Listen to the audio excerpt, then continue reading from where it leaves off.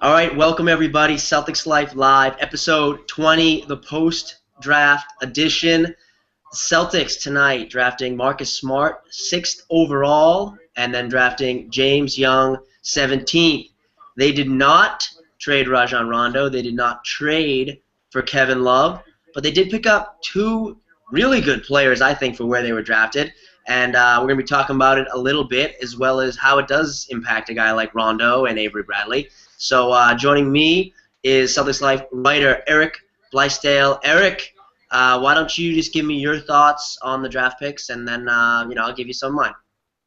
Oh, it was a great draft. I mean, you get a guy who, in my own estimation, and I am a giant Kevin Garnett fan, is the next incarnation of Kevin Garnett in guard form.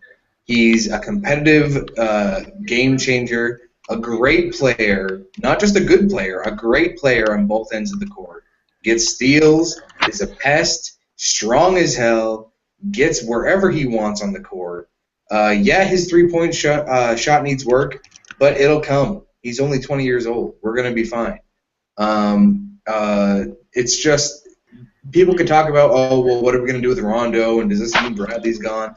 I don't think either one of those are necessarily true. You can play in a three-guard set with those guys coming off the bench or starting and having Bradley coming off the bench.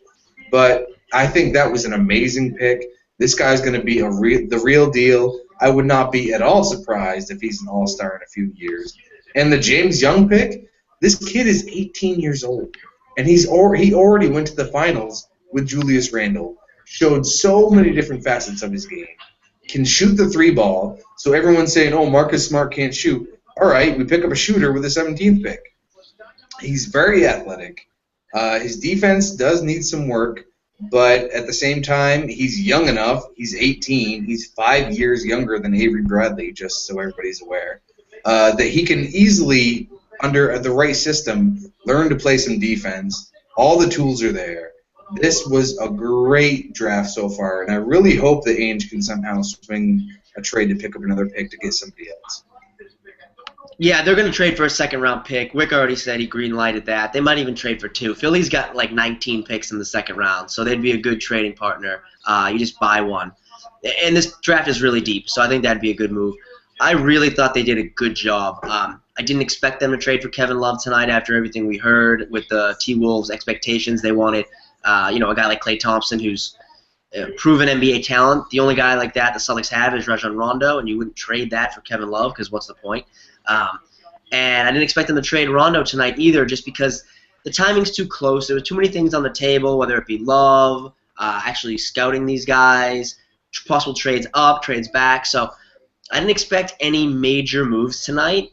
And when you look at who they got and where they got them, I thought Marcus Smart was the 5th best player in the draft. And really, I thought he was borderline 4th. I think you can make the argument with Dante Exum kind of being the great unknown that he's just as valuable an asset because I think his chances of busting are a lot lower.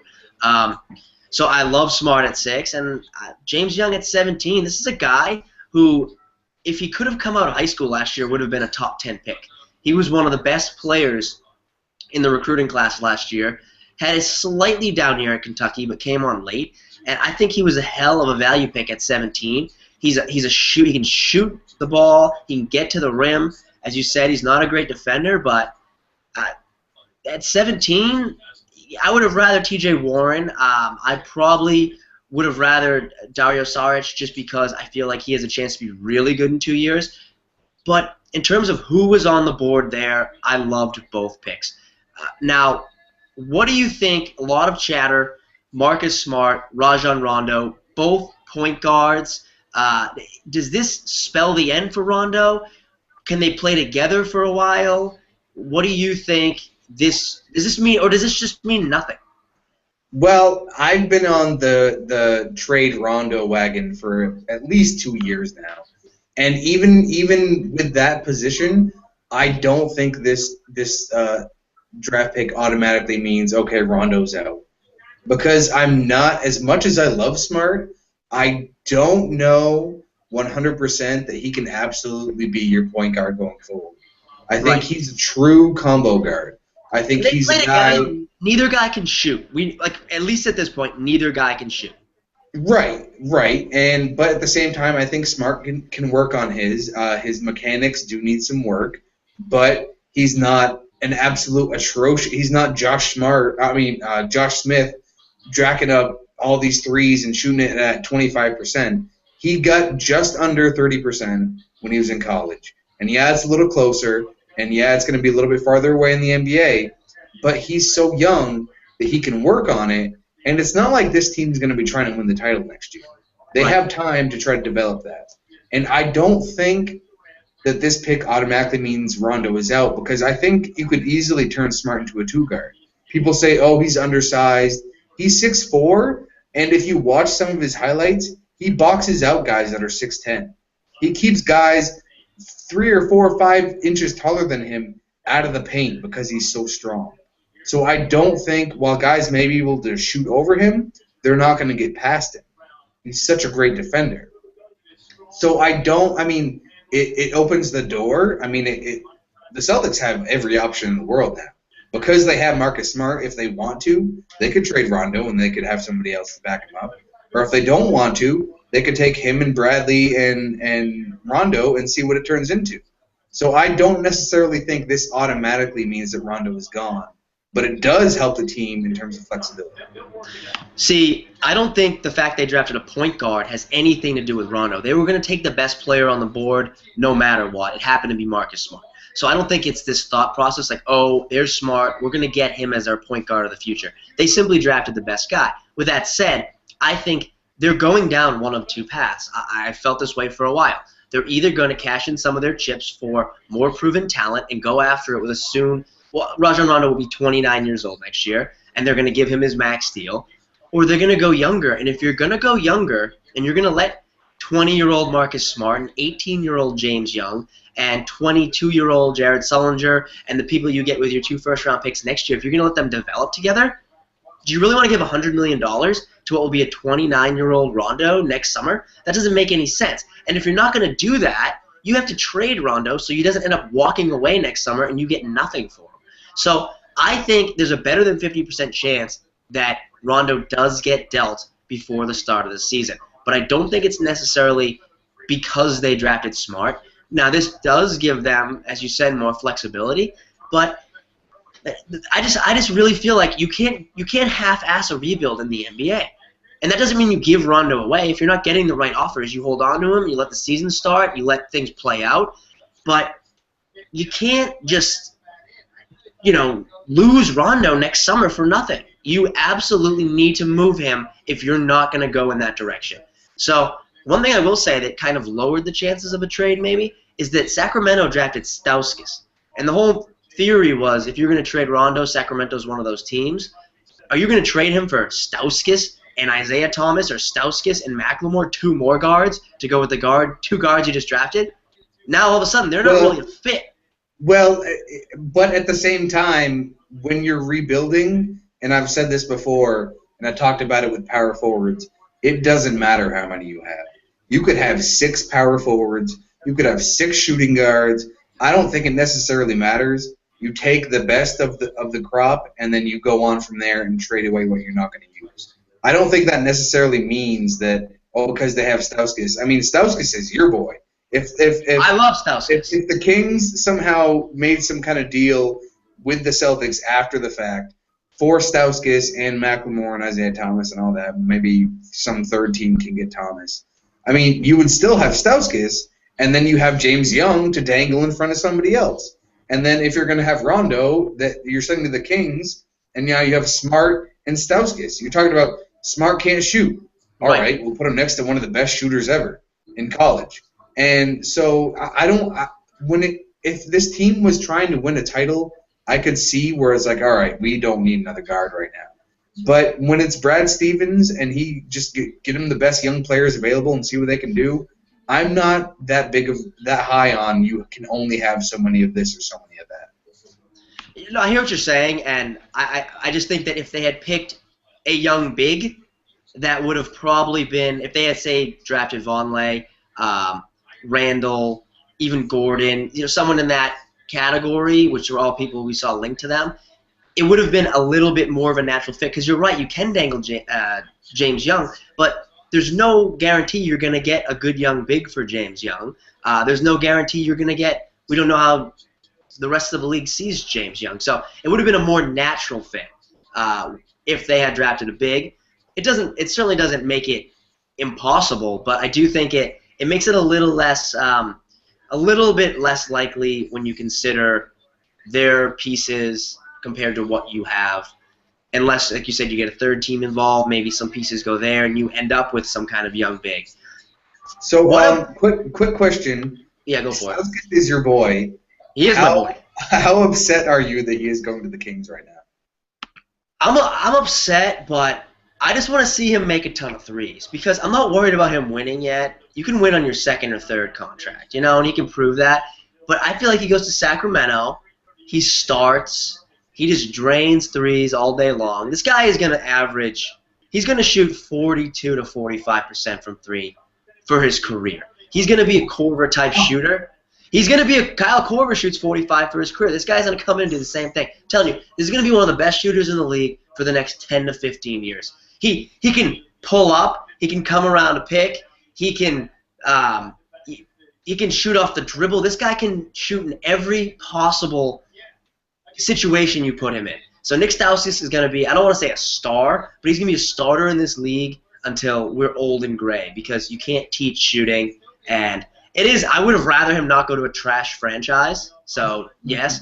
But I'm also kind of glad he didn't go to, like, the Lakers or, just kind of put him on Sacramento. I can watch his games, and we don't have to play him 5 times a year. Although it would have been cool to see him. But I still love Stauskas. If the Celtics could get their hands on him down the road, I would love it. I think he's going to be an awesome shooting guard in this league. Speaking of shooting guards, Rondo, you seem to think the door's still open either way. I do think tonight can't possibly speak well to bring back Avery Bradley, who's a restricted free agent. What do you think? It certainly lowers the bar on how much they're going to offer for him. Absolutely. I mean, if some team's going to say, we'll give Avery Bradley $7 million, $8 million a year, they'll say, looking at our cap situation, we have Marcus Smart, thanks a lot, and James Young, who could fill in as a shooting guard. So we're going to let that go. But I'm really not sold that some team is going to offer that for Avery Bradley because I don't think, first of all, he's a restricted free agent, and it's so rare for a team to actually scoop somebody off who's a restricted free agent. We saw guys try to do it with Jeff Teague, and they matched. And it's just you're negotiating at a disadvantage because whatever you come to terms with, that team that they already are on can automatically say, okay, we'll match that, no problem. And it doesn't really hurt their cap. But I honestly, at the end of the day, I think Bradley's back. I don't think that there's going to be a huge market for him because of his injuries. Yes, he got better as a shooter, but he wasn't lights out. Chris Mannix had $7 to $9 million. I think that's kind of bogus, but he did say that. Yeah, well, until that actually happens, then that might just be talk to try to sway somebody one way or the other. I don't think that that's necessarily going to happen because of the injuries, because his shooting has been essentially a mirage. Yes, he hit some big threes, but his consistency is still a question mark. His defense, whether or not the coaching staff told him to lay off or not, did take a bit of a dip this year. I don't think the market's going to be hot for him, and I think the Celtics want him back. I think the Celtics want this kind of lockdown guy who, at the very worst, can be your sixth man. He's not going to be the Jamal Crawford sixth man. He's going to be the exact opposite. You need to stop? Here comes Avery Bradley. You need somebody who, Dwayne Wade or whoever, Kyrie Irving, whoever you want to name, whatever guard is going off and looks like they're going to get 45 that night, bring in Avery Bradley. All of a sudden, they're locked down. They can't do it anymore. So I think he still has real value for this team, and I would actually be quite a bit surprised if he is not on the Celtics at the start of the season. I think Bradley's gone. I thought he was gone since the end of the season. I think someone's going to give him $5 to $7 million. I don't think it's going to get to 7 to 9. And I don't think he fits Brad Stevens' team. Stevens tried to change him last year. He doesn't want him to be the bulldog one-on-one defender. He wants him to be more of a team defender. If you're doing that to Avery Bradley, whose one elite skill is locking down one person on the other team, you're taking away his value. And if you're going to take away someone's true value, you're not going to go out and pay him $5 to $7 million. Then you throw in the injury history. He's missed somewhere in the area of 80 games in the last 3 years, and a few major injuries in there, especially the double shoulder surgery. So, and not only that, but you go and draft 2 guys who can play shooting guard. So, I think Bradley's on his way out. Where's he going to go? I'm not 100% sure, but I think he gets a 3 to 4 year deal at decent money.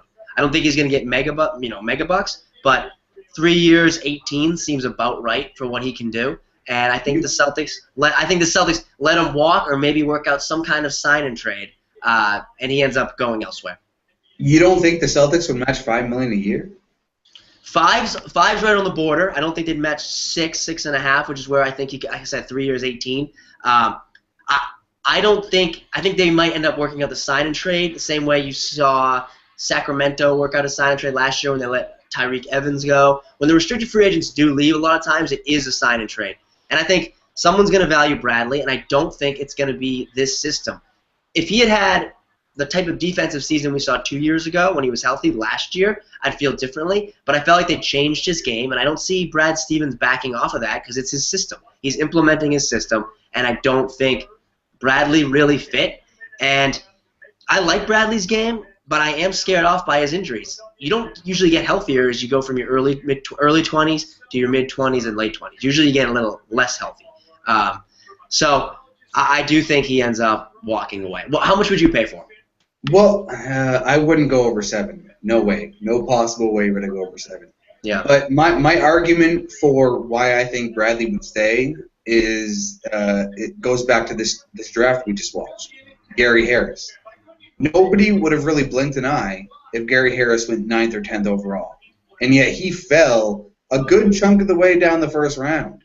And I think that shows you that there are so many shooting guards. And this guy was straight offense. He comes in, he's going to get you buckets. He's a guy who can shoot. He can do all the things you want him to do, score inside. His defense wasn't the greatest, but he can bring you buckets. And to see him fall that far shows me that teams don't really value that much in terms of the shooting guard position. I think that just like with the point guards, the league is flush with them. And I think just because how you're saying the Celtics might not value him as highly, I think other teams aren't going to value him as highly.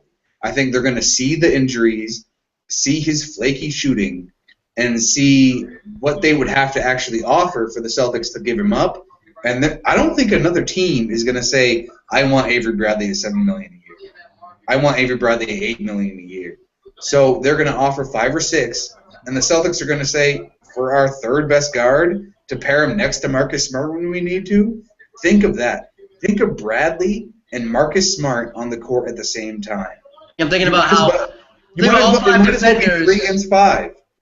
Yeah, I'm thinking about all 5 defenders sitting in the middle of the paint, as the Celtics have major spacing issues. I like Bradley. Like I said, I don't think you're going to go out and pay $6 to $7 million for a guy who can't stay healthy, who has a limited offensive game, when you just brought in 2 guys who can play shooting guard. I know you're just stockpiling assets at this point, but it's one thing when the guys are making $1.5 million to go out and pay real money for a guy where you're already flush with talent.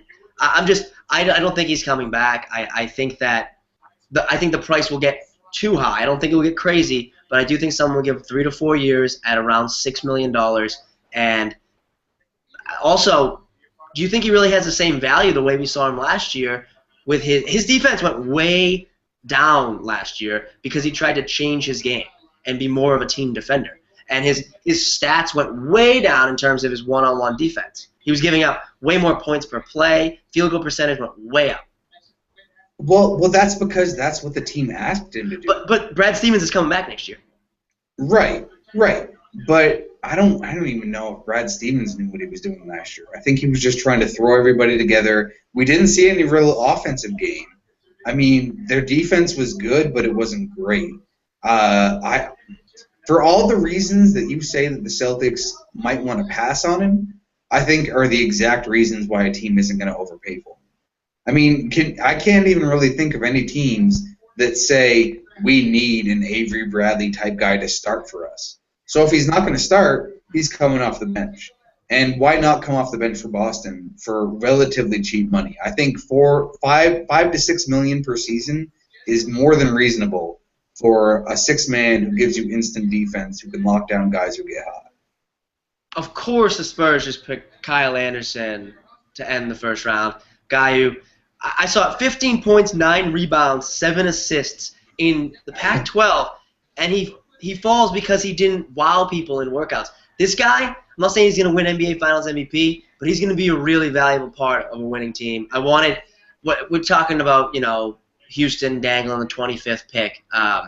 If the Celtics could have traded into 25, I would have loved Anderson.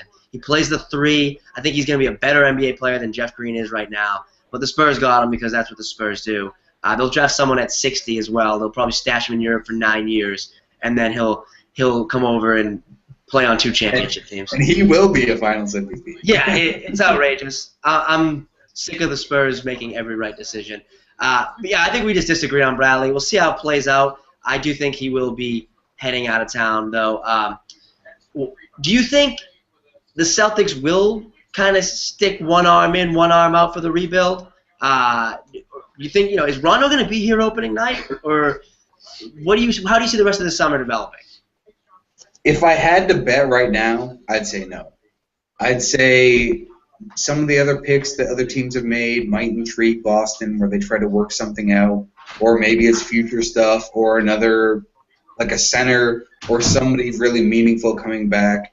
I mean, if before tonight, I would have said they had to get rid of him by tonight, but they didn't, and I'm not one who's going to buy into they have to trade him. Like if they don't trade him this summer, they can deal him by the deadline. Why? Why would any team give up real assets that Danny Ainge is going to clamor for a guy who's going to be there for 3 months? What's the point? Yeah, to but try to hopefully convince him? It's still one playoff run. I look at it that way. You're still getting him if you're obviously going to be a good team. You're getting him for one playoff run either way, and maybe you get a little more desperate as you get closer to the deadline and realize, oh crap, we're a point guard away. And I know it's tough to look at a team right now and say, oh, that team will be a point guard away come February because we don't know how teams are going to line up. But I don't think his value is going to be that much lower. I think 2 seasons, 2 playoff runs compared to 1 is a huge difference. I think the price goes up there. But I think when it's 1 playoff run either way, and you're still trading their bird rights, so they still have the right to pay more money and keep him. I think if they can't trade him by opening night, they can still move him. I just think the earlier you move him, if you get a great deal, the better. If you're going to trade Rondo, you do try to make the effort this summer. But he's your point guard. He is your floor general. He has to know exactly what your offense is. He has to know exactly who you need to get the ball and when and where. I know he's probably the smartest guy in the league, but he's not going to pick that up in a month. He's going to need time. And if it's this team that's so desperate, we know who Danny Ainge is. He's not going to give up a top 5 point guard unless he's getting a serious haul in return. Right. I don't think any contending teams are going to see the package that Ainge wants, and they're going to be like, all right, I guess we'll give you like 3 first-round picks and some really great up-and-coming player for Rondo. Because Rondo is so flaky, you have no idea if he's going to re-sign there. I mean, you want to talk about Kevin Love re-signing somewhere. Rondo is much more headstrong.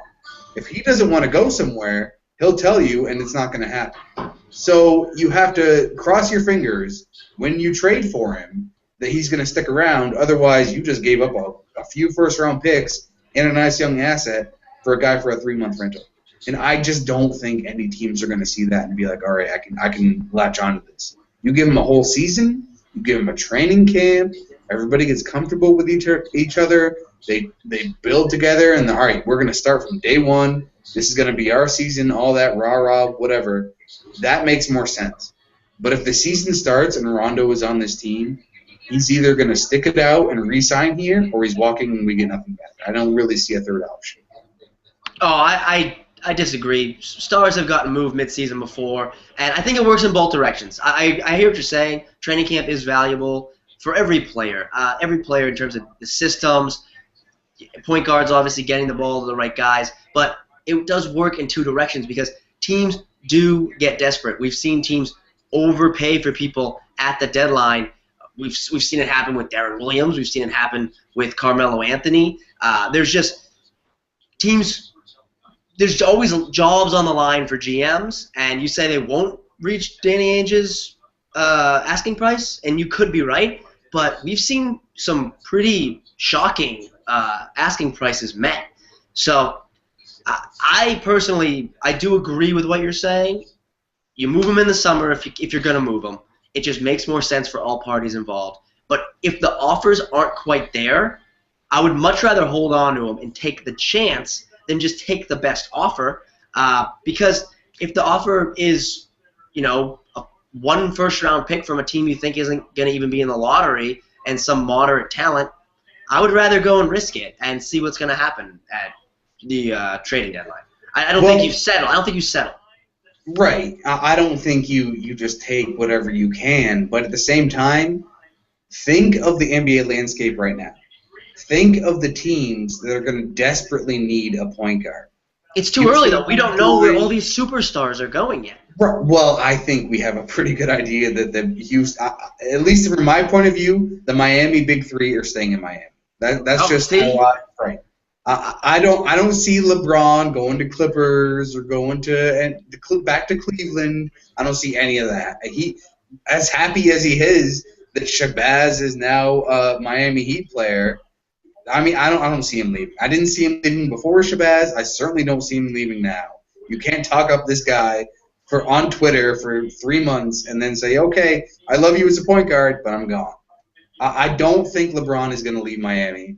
I don't think LeBron James is going to let a rookie point guard decide his next 5 years. I think he's probably happy about it, but if LeBron thinks that he can get to the Clippers through a sign and trade, which is what it had to be, or if he thinks Houston, this whole thing where Houston can sign and trade Harden for Melo and then trade, I saw this. You sign and trade Harden for Melo.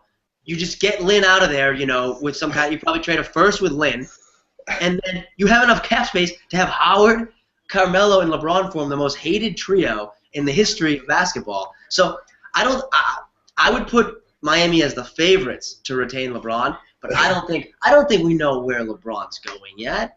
We have no idea.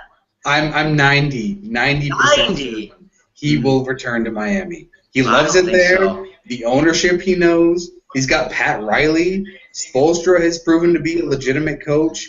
Dwayne Wade's not going anywhere, and that's his buddy. No, but his knees are going. His knees continue to go somewhere. His knees continue to fade into. Well, now he has Shabazz, so everything's all good. But I think they actually take less money to stay there, and they actually give him a better. I mean, it's really hard to say they're going to get a better bench in terms of Chris Anderson, who's been a huge impact big man. Ray Allen, who showed serious flashes of still being Ray Allen. Yeah, but they both looked real old down the stretch. Right. The last few games, and that's what happens with older teams. We saw it with the Celtics. But I think if they can re-sign and take even less money than they did to start the Big Three, I think they can bring in some real talent to help them around. I would be shocked if LeBron does not return to Miami, because all these other teams have to jump through like 3 different hoops just to hope that LeBron comes there. I really, as much as people knock James Harden for his lack of defense, I really don't see Houston hitching their wagon to James Harden just to deal him away. I mean, is he not one of your big 3? Why can't you go out and get somebody else to add to Harden and Dwight? Because you can make a bigger 3. That's what it's all about. The big 3 is nice, but when the bigger 3 comes along, I think not only in terms of what they can do on the court, I think the bigger issue is LeBron James' legacy. And we know he's a sensitive guy. He is not a guy who takes criticism lightly. He spent that first year trying to play the villain, and it killed him. He admitted, I hated playing that way. I didn't want to be that bad guy. I don't like it. And if he goes from Cleveland to Miami to this new team, people are going to hammer him. This is decision 2.0. I think he's numb with your own team.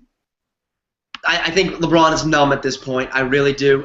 Brian Windhorst, who I think might live in LeBron's shower or something, because the man is always following him around. And then on SportsCenter too, said that LeBron looks at the big picture. He doesn't care about, I think he called it, temporary opinions of him. He cares about what people are going to think about him 20 years down the line. And he says that his sole goal is to win championships and build his brand to a point where he can own an NBA franchise, where he can be a billionaire.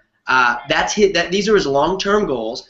And Windhorst, at least, was saying that for whatever short-term criticisms he got when he got to Miami, he became a much bigger star once he got there. That's not arguable. His endorsements continued to climb. He went from being on SportsCenter 20 minutes every episode to 40. And if he can go get on the next super team and make 4 more finals in a row, and it will be easier with 2 better teammates than what's happening to Wade and Bosh, I think that LeBron will absolutely consider it. Now, I think Miami's a favorite because they have the space. They own his rights. He lives there. It's great weather, all this stuff. Miami's still the favorite, but don't sleep on Houston, the sleeping giant down there in Daryl Morey. Well, I think my counter to that would be 4 finals in 4 years. Yeah. 2 championships. Okay, he batted 50% there, and you want to throw in the Cleveland final, whatever. Still, 4 finals in 4 years. Very and you impressive. want to talk about 20 years down the road? How favorable is it going to be for him when people look back 20 years from now and say, oh, he just kept jumping around? He couldn't stick with his own team. He wanted to jump from this superstar to that superstar to that. He couldn't win it on his own. He had to go with James Harden and Dwight Howard. He couldn't win it on his own. He had to go over to the Clippers with Chris Paul and Blake Griffin. Don't they already say all those things? Not with a broken down Dwayne Wade. I think with a Dwayne Wade that's on the decline, I think you could easily put more of the weight on James than you could when you have an up-and-coming and voted 3rd in the league MVP, Blake Griffin, a former defensive player of the year in Dwight Howard, and James Harden, who could put up 30 without blinking. I think when you look back 20 years from now and you say, okay, well, what's LeBron's legacy? He's going to be known as the jumper.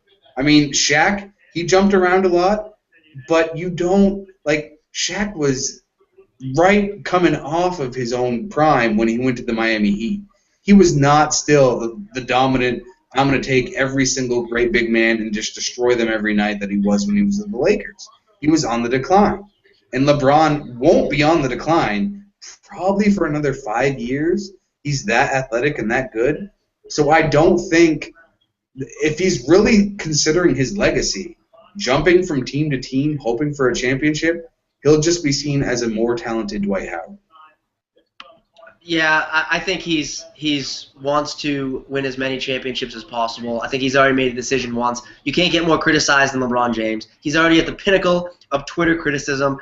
When he gets a cramp in the NBA Finals, there are 95,000 memes being made with him. So I think he bounces. I do want to cycle back to Rondo, which is how we went down this long and winding road. I think we're both kind of in agreement on Rondo. You don't trade him for pennies on the dollar. If you're going to deal him, you get a big-time package in return. We both like the potential of the Sacramento package. I don't know what other opportunities are going to kind of arise. I do know that Detroit has now traded the pick they owe to Charlotte, so they now open up first to trade. Remember, they really wanted Rondo last year, but they didn't have first. So new options are going to arise now that the 2014 draft is over, because some teams whose picks were locked are now unlocked. So if you get a great deal, I'm cool with going in the youth direction. I really am. You get Smart, you get Young, you got Sullinger, Olynyk. You have 2 picks next year. Maybe you add a third. You have 2 picks in 2016. Maybe you add a third. You have 1 in 2017, 2 in 2018. I know picks are just picks, but you have assets, and you start kind of building in that direction.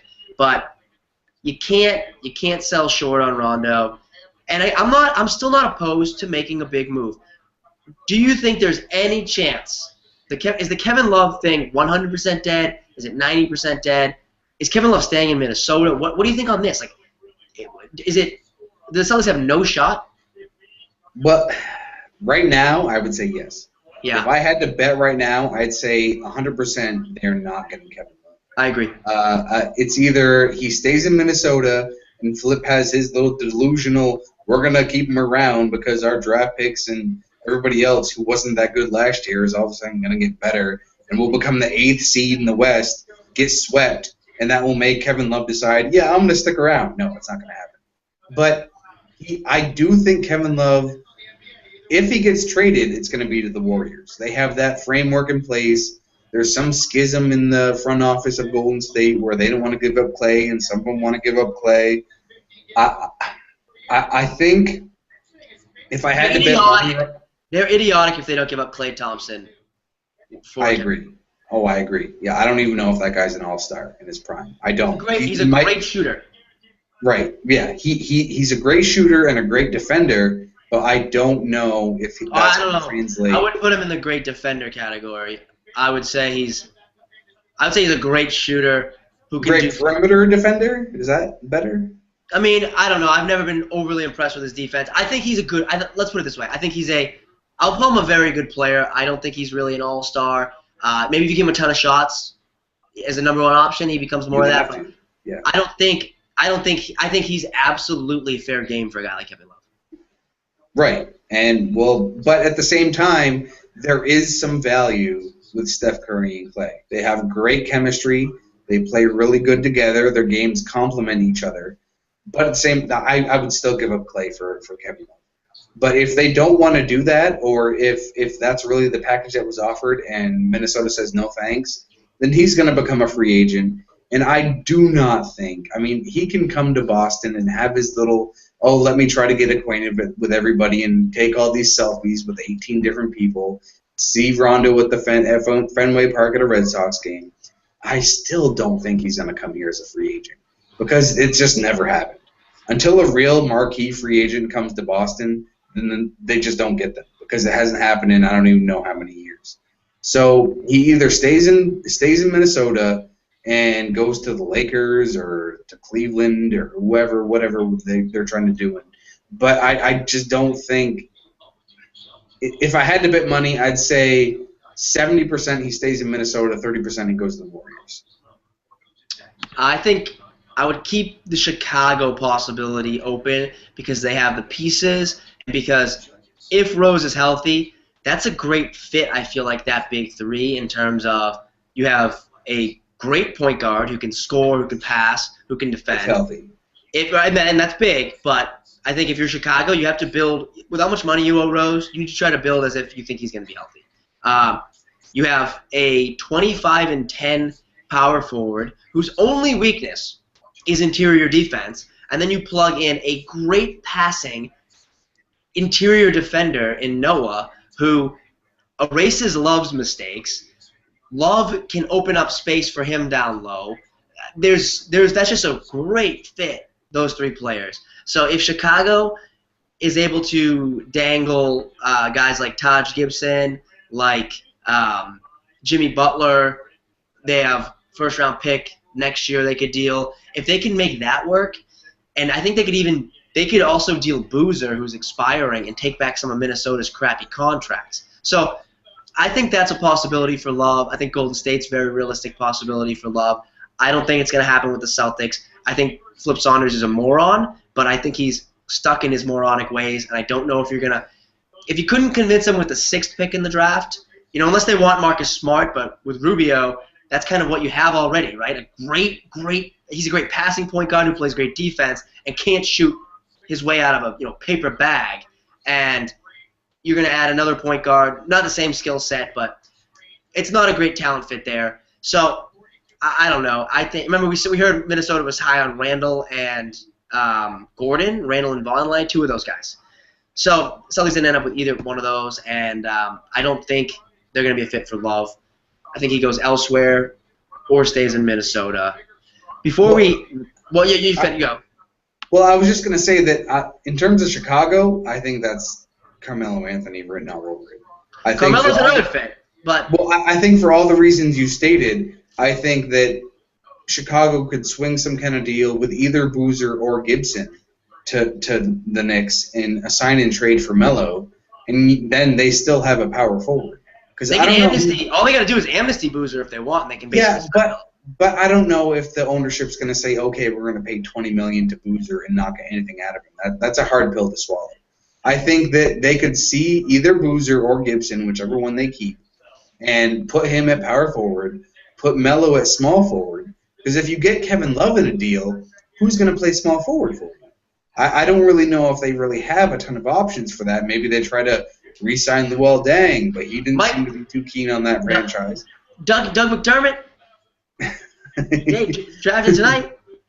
Right, but is that gonna work out of the box tomorrow? I mean, if Carmelo signs there, or if Kevin Love is traded there tomorrow, is that automatically going to be all right? We got McDermott as a small forward. You got a fellow white small forward and Mike Dunleavy there to back him up. They got white guys galore. Yeah, that's not necessarily an asset when you have white guys galore in the NBA. I mean, okay, Dunleavy has decent offense, but I think honestly, I think Melo is a better fit for that team. I think they're both. That's either one is what Chicago needs. Chicago needs a number one scorer. They're both number one scorers, I think. Right. Melo can create his own shot. Love can create his own shot too. Love's a better shooter. Chicago needs shooting quite badly. I think that's why they went and got McDermott. But I think someone big is going to Chicago. They got to push their chips into the middle. They have 25-year-old, 26-year-old Rose, 28-year-old Noah. Now is the time. If you're going to win with this duo, I think you gotta go for it now. Right. Before we wrap up, let's play a little game. Who's starting at each position for the Celtics come the start of next season? Now it's going to be off the cuff. We have no research right now. We're just kind of putting pieces together. But what do you think? My starting five for next season. Who's your starting five for next season right now? Right now, Rondo, Smart, Green, Olenek. Okay, no. Rondo, Smart, Green, Bass, Sullinger. That's my starting five, just because of experience. Right. I think you're going to see Rondo. I have a feeling, if I had to just guess right now, Rondo will be here opening night. I think that you might see Young and Smart kind of split the minutes there. Because remember, I don't think Bradley will be here. So you can say Smart, but I think that'll be a split position, the shooting guards, between the two guys they just drafted. But why would you draft one guy number 6 overall and draft another guy number 17 and split their minutes? Wouldn't the number 10 guy automatically get more? What I'm saying is I think Smart's going to back up Rondo, too. So he's going to get minutes at point guard, and Young's going to get those minutes at shooting guard. Rondo's not going to play 48 minutes. He'll probably play 34, 36. So you'll see those two guys kind of split the minutes there. You still have Pressey, too, who I do like. I think Pressey's a guy who can be in the rotation in the NBA. I think Jeff Green is gone. I don't know who's going to be the small forward because right now if I have to remove Jeff Green, it's Gerald Wallace, and I will go to bed tonight praying that Gerald Wallace – I think Jeff Green and I think Brandon Bass are off the team by the start of the season. I think those are almost need to deals. I really do. I think it's time to move on from those guys unless you're going with the Love direction where you need these veterans and you want to make a run. Jeff Green and Brandon Bass need to be gone. So I do think your starters at the 4 and 5 at the moment are going to be Olenek and Sullinger. I also think making a move for a guy like Larry Sanders or Asik's been traded now, he's off the board. I think getting someone to protect the paint is crucial for the development of Sullinger and Olenek. So I want to see them make a move. But how are you going to get a Sanders now? I mean, unless you're giving up a Smart or a Young. No. I don't think the price tag. I don't think on Sanders. The thing with Sanders is you got to be willing to pay him, right? 4 years, $44 million. If you're willing to do that, you have two contracts to choose from. Both Green and Wallace make the same amount of money for 2 years. For 2 years. So Milwaukee gets out of 2 years and $22 million, and you throw in a first-round pick. I think the Clippers pick. And you say, Milwaukee is not in love with Larry Sanders right now. Okay? He's got some risks to go with him, and if you're the Celtics, you need to accept those risks. But Milwaukee's not getting multiple firsts for a guy who played 8 games or whatever last year, got in a bar fight, and is about to get 4 years and $44 million with a limited offensive game. With that said, he's a great defender, so I would go after him, but I'm not giving up anything of huge value. Well, I understand that, but at the same time, you're sending Milwaukee 2 guys with negative value. No, I'm saying one or the other. One or the other. No, I'm saying, I understand. You have either Jeff Green, who has negative value, or Gerald Wallace, who might even have worse value than Josh Smith. So you have to, at the same time, compensate for the fact that the first-round pick comes in. These draft picks. They're taking on these contracts. And then also give them an incentive to trade away a guy who could potentially, when he's not getting in bar fights and smoking weed, could potentially be a top 5 center. As much as Milwaukee doesn't have a lot of value in Larry Sanders, he has. You've said it before. With his field goal percentage against opponents, when they go against him, it's astronomical. When he's on the court, he shuts everyone down. He changes everybody's shot. You need to look at it as if you're getting 2 years from underneath that deal. So, and you're getting a first-round pick. So there is value there. You're saving $22 million for a small market team that's legitimate, and you're getting a first-round pick. They're in the middle of a rebuild. Their 2 best players are 19-year-old Jabari Parker and 19-year-old Giannis Antetokounmpo, the Greek Freak. Okay? So those are your 2 best players. Sanders, not that he's old, is 26 going on 27, and he's about to get paid. It starts right now. So if you can get, maybe it's a Green. Green's obviously got. The 2 things about Green is he might be able to be moved, because remember, we already know the Celtics have a suitor for him. That's what we've read. And we know that he has an opt-out at the end of this season, which has a shot of being used, because while he won't get $9 million next offseason, he could get a 3 or 4 year deal for less money, and he might choose to exercise that. So I think something like Green and a first rounder for Sanders, I don't think is an outrageous offer whatsoever for a guy who, you're right, when he's on, is a great defensive player, but who has marijuana issues. He says he's not giving it up, which I think is something the Celtics need to look into. And he got a bar fight last year, and he's expensive.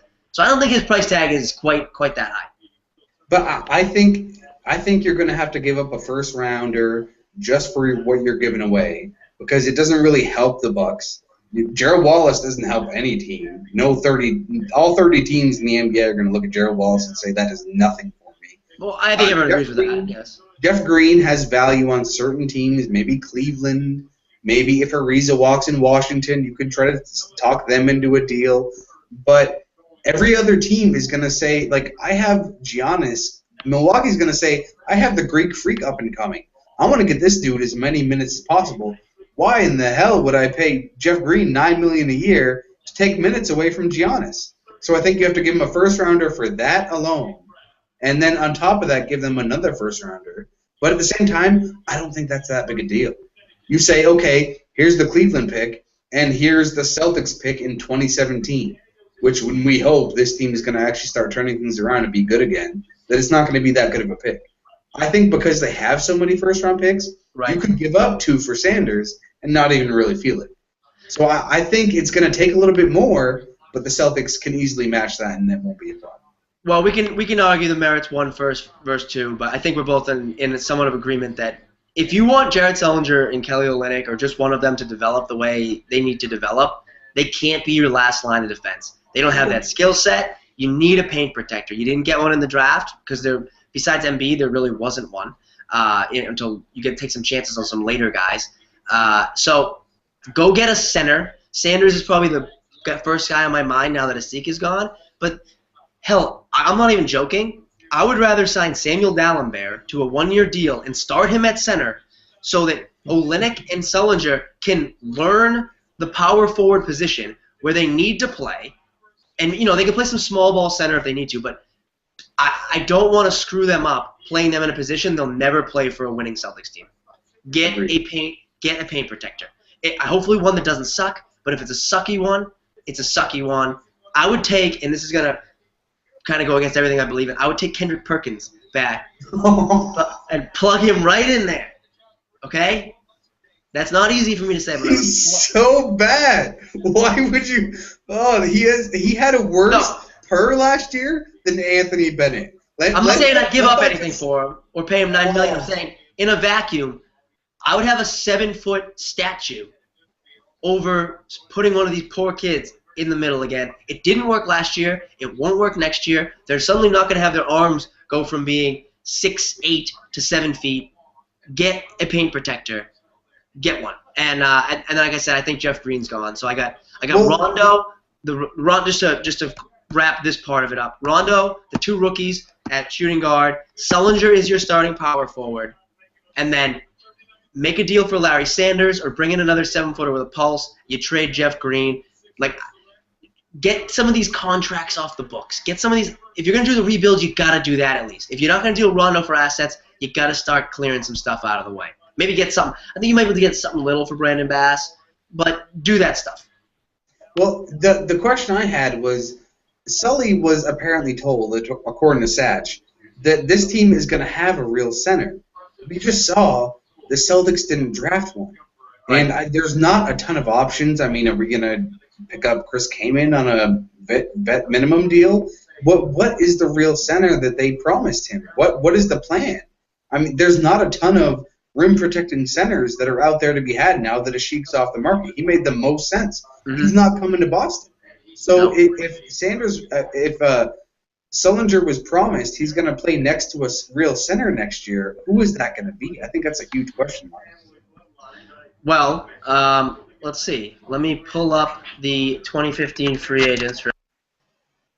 Well, didn't he say that he was going to draft that guy, like he was going to play with a real center in 2014, 2015? They didn't say draft, though. They said they would acquire. Well, I mean, he was going to play next to a real center next season. Let me read you some names, all right? Some big men. We have Chris Humphries. I think he did a decent job in the middle last year. I like it. We have Jason Collins, all right? Made some history this season. Anthony Tolliver, no, he's terrible. Nazi Mohammed, he's 55 years old. Oh, my God, no. Spencer Hawes, no, he's just a power forward who shoots threes and doesn't do anything else. He doesn't protect anything. We have no one really there. No one in Detroit. Jermaine O'Neal, he has played for Boston before. Let's do that experiment again. Probably not going to happen.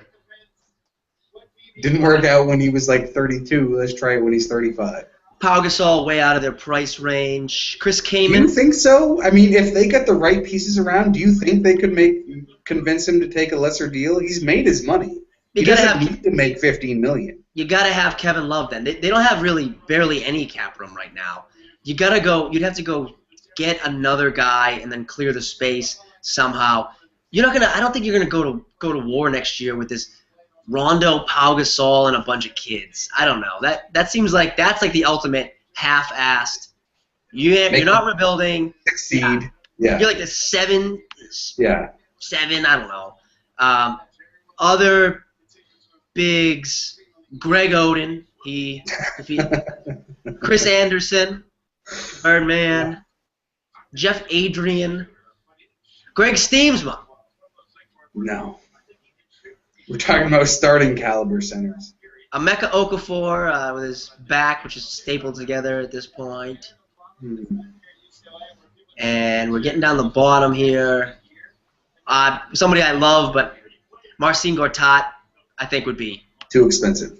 Fantastic, but I think he's going to be too expensive. So way too expensive. Here's my job for Danny Ainge. Get someone to protect the paint.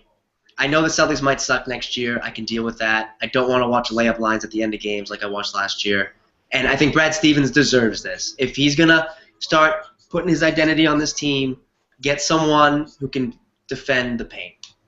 So that's kind of what I'd put that as my – you're not going to go get Kevin Love. Go get someone who can who can stand in the middle and prevent layups.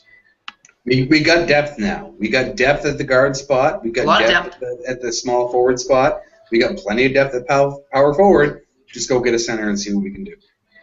Totally agree. We're running up on an hour, which actually might be our longest episode ever. So I say we break it off where we're both happy. Real quick before we go, I'm saying I'm giving them a B+ for tonight in terms of what happened compared to the best case scenario. I think Ainge might have done an even better job considering what. But I'm saying if I woke up this morning and was told these two guys, I would have given it a B+. What about you? I'm going A+, and that's not based on what could have happened. I'm giving A+ based on what he could have picked. Okay. I mean, Marcus Smart. I've been going after this guy since March. I wanted Marcus Smart for a long time. We got it. I wanted T.J. Warren. Didn't happen. He was picked a few spots before. There were a lot of people saying James Young could have been a top 10 pick. There were plenty of mocks that said he was going to be 9, 10, 11. He came to us at 17. That's both of those picks, huge. So in terms of who was there and who they actually got, I'm saying A+. I mean, it'd be nice to get Embiid and Sarge and hope for a couple years down the road. But in terms of who was there and who they actually got, I'm saying A+. Yeah, we're using two different scales, but if you know us, that's surprising. You know, we tend to go a little bit against what the other person's doing. But great talks as always. Eric Blaisdell, Mike Dyer, bringing you the Celtics Life post-draft show. Hopefully for the next show, I have something back up on my wall. I don't like just the two nails hanging there. I used to have a nice painting. There were flies for a little bit. No, I want everyone to know those aren't flies. I'll find something to hang there. I used to have a nice weird painting of like fruit or something, but that's gone. So, but we'll be back soon, hopefully next week, to talk about next moves for the Celtics because the summer ain't over. This was a huge part of it, but there's still going to be Rondo rumors. There could still be Love rumors. There could be something in the works for a center. There's a lot that could still happen. It's still going to be an exciting, I think, little run for this team, this franchise. Danny Ainge hasn't picked his path yet, and that's coming. I don't know. Maybe he can stretch it out another year, but it could happen really soon. So that's it for tonight, episode 20. We'll be back at it soon. Thanks again to Eric, and you guys have a great night.